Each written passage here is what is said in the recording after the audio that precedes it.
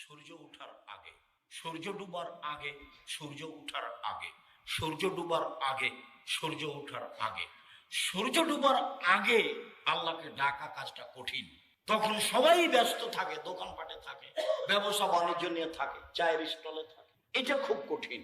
সূর্য ডুবার আগে, সূর্য ওঠার আগে, ফজরের সালাতের পরে, এটা মানুষের জন্য কিছু সহজ। রাসূল সাল্লাল্লাহু আলাইহি ওয়াসাল্লাম বলছেন, আল্লাহর কাছে সাহায্য চাও। কি চাও? সাহায্য চাও। ওয়াস্তাইনু বিস-সাবরি ওয়াস-সালাহ, আল্লাহর কাছে সাহায্য চাও সালাতের মাধ্যমে, ধৈর্যের মাধ্যমে। সালাতের মাধ্যমে, ধৈর্যের মাধ্যমে চাও, অবশ্যই দিবেন। হয় যেটা চেয়েছো সেটাই দিয়ে দিবেন, আর না হলে আর একটা বিপদ আসছিল, তুমি বুঝতে পারোনি, চাওয়ার কারণে ওটা ঠেকিয়ে দিয়েছে। আর না হয় বিনিময় পরকালে দিয়ে দিবেন।